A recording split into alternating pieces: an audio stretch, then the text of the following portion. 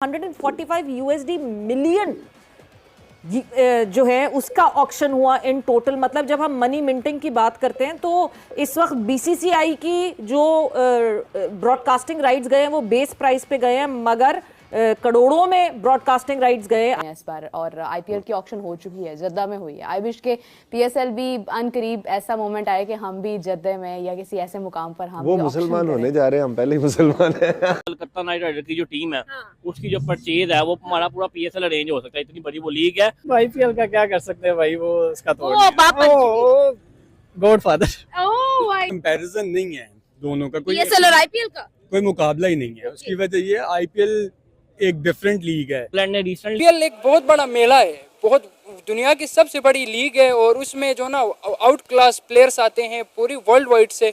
और अगर आप उसको हमारी पाकिस्तान की सुपर लीग के साथ अगर कंपेयर करें तो मतलब हमारी पीएसएल स्टार्ट हुए लगभग तकरीबन 8-9 साल ही हो गए हैं। हमने हमारी अपनी बदकिस्मती समझ ली। सो इस दफ़ा ये एक अपॉर्चुनिटी भी है कि हम ऑब्वियसली आईपीएल में जो प्लेयर पिक हो जाएंगे, जो बाकी के स्टार प्लेयर्स होंगे वो पीएसएल के लिए अवेलेबल होंगे। बिल्कुल होना भी ऐसे। ये देखे ना, आईपीएल का जो बजट है वो 1000 करोड़ तक है, ठीक है। एक एक टीम की मैं बता रहा हूँ इतनी स्पेंडिंग हुई है, मतलब 800 करोड़ 700 करोड़ उनकी पर्स थी। और जहाँ पे पीएसएल में अगर हम देखें ना, एक कलकत्ता नाइट राइडर की जो टीम है उसकी जो परचेज है वो हमारा पूरा पीएसएल अरेंज हो सकता है, इतनी बड़ी वो लीग है। और वहाँ पे क्लास के प्लेयर आते हैं। और जैसे मैंने बताया कि ये पाकिस्तानी हमेशा ऐसे ही करते हैं, जो बच्चे कुछ प्लेयर बाबे हो गए, जैसे डेविड वार्नर हो गया, ठीक है। जो बच्चे खचे जिन्होंने 8-8 साल आईपीएल खेल लिया हुआ है वो आपको पीएसएल में नजर आएंगे। बाबे हो गए, कार्लोस ब्रैथवेट हो गया। इटसेल्फ बीसीसीआई फाइनेंशियली इतना स्ट्रांग हो गया है कि कोई भी बोर्ड उनके अगेंस्ट आके खड़ा नहीं होना चाहेगा। अच्छे प्लेयर्स कम आते हैं पीएसएल में एज कम्पेयर टू आईपीएल, इस वजह से कि एक तो वो लोग हमारी कंट्री की जो है ना इकोनॉमिक इंस्टेबिलिटी और जो है ना अपनी सिक्योरिटी, इन चीज़ों को इंश्योर कराते हुए भी बास प्लेयर्स नहीं आते हैं। उनको आईपीएल ने निचोड़ लिया हुआ है पहले 3-4 सीजन, और लिखते कहीं नहीं है। तो ये पीएसएल की शुरू से यही रही है। देखिए हमें चाहिए कि अपनी लीग को बड़ा बनाने के लिए हमें भी पैसे खर्चने पड़ेंगे, बड़े बड़े प्लेयर लाने पड़ेंगे जो कि एक्टिव प्लेयर हैं। कमिंस हो गया, स्टार्क हो गया, इसके अलावा जो बाकी न्यूजीलैंड के प्लेयर हैं। आईपीएल हमेशा गिने चुने प्लेयर लगता है जो कि मतलब कि टॉप के प्लेयर है। हाय दोस्तों, आपका स्वागत है इसके वर्ल्ड रिव्यू चैनल पर। दोस्तों आपको पता ही होगा कि आईपीएल 2008 के बाद से पाकिस्तानी प्लेयर को आईपीएल में खेलने नहीं दिया जा रहा है। इसका सबसे बड़ा कारण 26/11 के मुंबई अटैक हुआ था, जिसमें 166 लोगों की जान चली गई थी। दोस्तों इसके बाद से पाकिस्तानी प्लेयर को आईपीएल में खेलने के से बैन कर दिया गया। दोस्तों मुंबई अटैक का दर्द पाकिस्तान अभी भी झेल रहा है। दोस्तों इसका सबसे बड़ा प्रभाव पाकिस्तानी प्लेयर को भुगतना पड़ रहा है, जो कभी कभी उमड़ कर बाहर आता है। दोस्तों आपको इस पर क्या क्या करना है आप कमेंट सेक्शन में बता सकते हैं। और अगर आपको वीडियो अच्छी लगी हो तो प्लीज चैनल को लाइक और सब्सक्राइब जरूर कर दें। देखिए सवेरा, यही तो प्रॉब्लम है। आगे मैंने इसी का जिक्र किया कि हर बोर्ड सबसे पहले अपना मुफाद देखता है, पर यस वो हक के लिए तो खड़ा होना, अब हम नॉट श्योर कि वो अब कोई चीज रह गई है कि नहीं। सबसे पहले हर बोर्ड, हर मुल्क अपना मुफाद देखता है बिफोर मेकिंग एनी डिसीजन और टेकिंग एनी स्टैंड। तो वो अब बीसीसीआई के पास जितना पैसा है, हर क्रिकेट बोर्ड के प्लेयर्स आईपीएल खेलते हैं, वहां से इतना अर्न करते हैं, वो अल्टीमेटली बोर्ड को भी इससे फायदा होता है। तो ये इसलिए मैंने कहा था कि बड़ा एक ट्रिकी डिसीजन है for ICC and then for PCB as well, क्योंकि end of the day it's about money. जैसे इकबाल भाई ने कहा कि आपने तो अपना सारा कुछ जो जमा पूंजी थी काइंड ऑफ वो आपने स्टेडियम की अपग्रेडेशन पे लगा दी, क्योंकि यू न्यू के मनी इज कमिंग, राइट।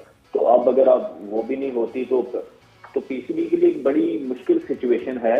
और same goes to all cricket board मेरे ख्याल में। अगर if it comes to voting तो वो मेरा नहीं ख्याल कि कौन बीसीसीआई के अगेंस्ट जाना चाहेगा। इतना स्ट्रॉन्ग क्रिकेट बोर्ड कौन सा है। हमने माजी में सारी मिसालें देखी हैं कि जब भी इस तरह की सिचुएशन आई, बाय हुक और crook BCCI manage to gather all cricket board in their favour, right. So अब देखते हैं कि क्या। लेकिन बेग साहब, जब ये पैसे वाली बात, जिस तरह सुहेल ने भी जिक्र किया कि माजी में भी इस किस्म के अगर वाक़यात हुए हैं तो वो एक तरफ झुकाव हुआ है लोगों का, लेकिन आप समझते नहीं है ये भी खेल के लिए नुकसानदेह? ताकत का तवाज़ुन कायम रहना चाहिए। ये नहीं है कि कोई एक, अगर सिर्फ इंडिया है तो कल कलां को ऑस्ट्रेलिया कहे जी मेरी मर्जी से चलेगा, इंग्लैंड कहे जी मेरी मर्जी से चलेगा, 2 साल बाद पाकिस्तान कहे जी मेरी मर्जी से चलेगा, तो ये भी सूरत हाल खेल के फ़रोग के लिए उतना अच्छा नहीं है। तो ताकत का तवाज़ुन बरकरार रहना चाहिए आपके ख्याल में?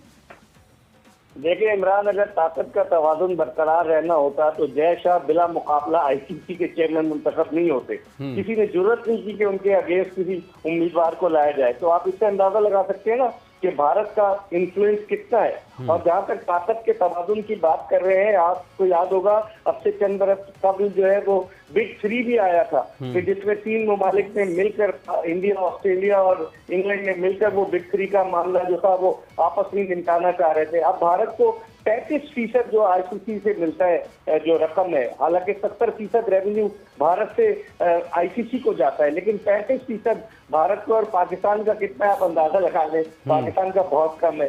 तो डोमिनेंस भारत की है, कोई ताकत का तवाजुन बरकरार नहीं रहा। ये डिसबैलेंस हो गया, ऐसे इंग्लिश में कहा जाए। सवेरा का उर्दू तर्जुमा बताएंगी, ये डिसबैलेंस हो गया, ये तवाजुन जो है मुझे लग रहा है अदम तवाजुन का शिकार हो गया है। और बिल्कुल जी, ये तवाजुन जो है इसको कायम रखना बड़ा मुश्किल है। मगर फिर अब हम सॉल्यूशंस की बात करते हैं।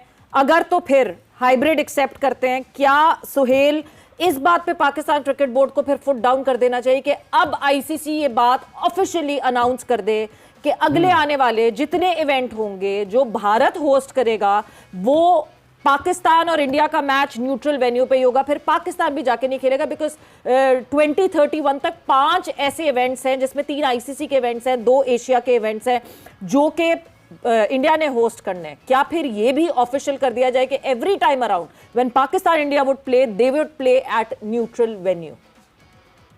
आई थिंक सवेरा, मैंने आगे कहा ना कि पाकिस्तान को अपने सारे कार्ड विद इन सिस्टम रह के खेलने चाहिए, and that is one of the card I guess कि अगर if it goes to hybrid model तो पाकिस्तान के पास चॉइस है कि वो भी ओपनली दे कैन अनाउंस के जी।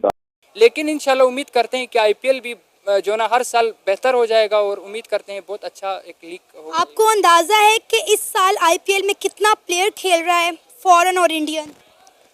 Foreign Indian I am not sure about that. मेरा ख्याल है, अगर मैं गलत नहीं हूँ तो मेरी ऑडियंस मुझे करेक्ट कर सकती है, नीचे दिए गए कमेंट सेक्शन में 400 प्लस इंडियन प्लेयर है और 17 फॉरेन प्लेयर है। यस, अच्छा, वो बहुत ज़्यादा फिर हैरानकुन बात है। वहाँ से जो ना फॉरेन प्लेयर्स आ रहे हैं और इंडिया के अपने जो ना यंग टैलेंट्स को भी वो बहुत ज़्यादा वो लोग अपलिफ्ट कर रहे हैं।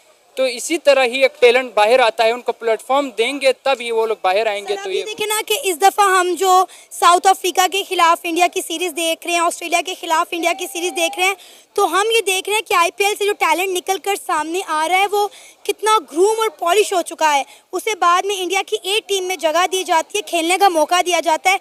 यहाँ पे आप मुझे बताएं कि हमने पीएसएल से कितने प्लेयर निकाल लिए?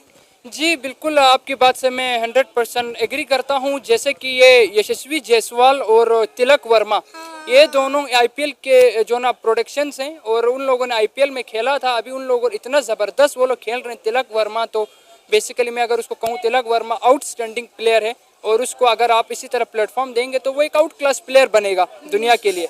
और रही बात पीएसएल की, तो हमारी ऐसी कि हमारी बॉलिंग लाइनअप शुरू से हमारी एक लेगेसी है, बॉलिंग लाइनअप पाकिस्तान की बहुत अच्छी है, लेकिन अनफॉर्चुनेटली हम उस एज ए कंपैरिजन में हम अच्छे बैट्समैन हम प्रोड्यूस नहीं कर पा रहे हैं। तो इस चीज़ पर हमें जाना शायद थोड़ा फोकस करना चाहिए, आई थिंक। सर, आपको नहीं लगता कि हमारे पाकिस्तानी प्लेयर्स को आईपीएल में खेलना चाहिए?